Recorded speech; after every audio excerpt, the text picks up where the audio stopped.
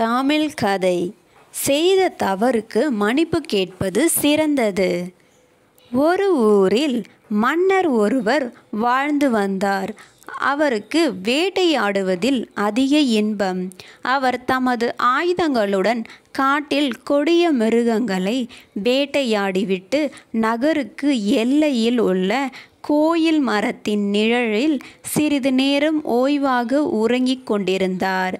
திடீரென்று எங்கிருந்தோ ஒரு கல் வந்து மன்னரை காயப்படுத்தி அவர் தூக்கத்தை கலைத்தது.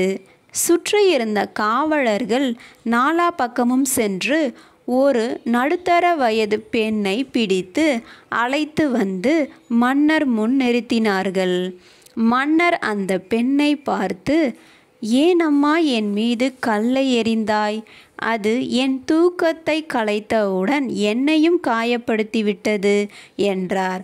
அதற்கு அந்த பெண் அரசரை பார்த்து, "மன்னர் பெருமகனே, நான் காட்டில் விறகு வெட்டியும் அவைகளை பொறுக்கியும் நாட்டில் விலைக்கு விற்று அதில் கிடைக்கும் வருமானத்தில் என் குழந்தைகளுக்கு உணவு அளிக்கிறேன். வரும் வழியில் மரத்தில் பழங்கள் இருப்பதை பார்த்தேன். என் குழந்தைகளின் நினைவு வந்தது. பிள்ளைகளின் பசியை போக்குவது பெற்றவள் கடமை அல்லவா? அந்த பழங்களை பறிப்பதற்காக ஒரு கல்லை எடுத்து மரத்தில் எறிந்தேன். தாங்கள் மர நிழலில் உறங்கிக் கொண்டிருந்தது தூரத்தில் இருந்து எனக்கு தெரியவில்லை. நான் எறிந்த அந்த கல்லானது உங்கள் மீது பட்டு உங்கள் தூக்கத்தை கலைத்தவுடன் உங்களையும் காயப்படுத்தி விட்டது. இந்த தவறுக்கு நான் தான் காரணம். தயவுசெய்து என்னை மன்னித்து விடுங்கள்" என்று வேண்டி நின்றாள். மன்னர் அந்த பெண்மணியை பார்த்து, "பெண்ணே, நீ செய்த தவறுக்கு மன்னிப்பு கேட்கின்றாய். அது உன் சிறந்த பண்பு. உன்னை மன்னித்து விட்டேன்" என்று கூறியதோடு அப்பெண்மணிக்கு 2 பசுக்களையும் கை செலவுக்கு பணத்தையும் கொடுக்க ஆணையிட்டார். சுற்றியிருந்த காவலர்கள் மன்னரை நோக்கி, "அரசே, தங்களை கல்லால் அடித்தவளை மன்னித்தவுடன் அவளுக்கு பரிசும் தருகிறீர்கள்.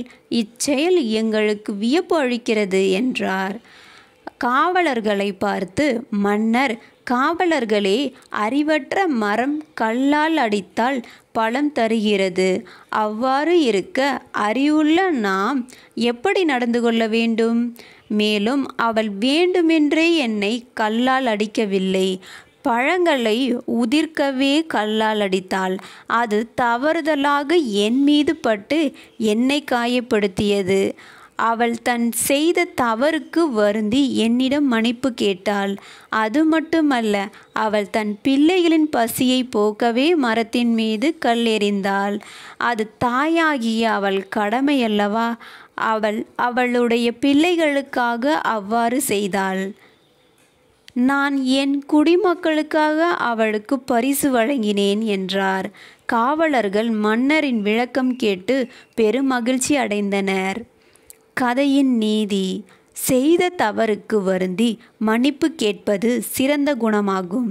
எனவே நாம் தெரியாமல் தவறு செய்திருந்தால் உரியவர்களிடம் மன்னிப்பு கேட்டு பழக வேண்டும்.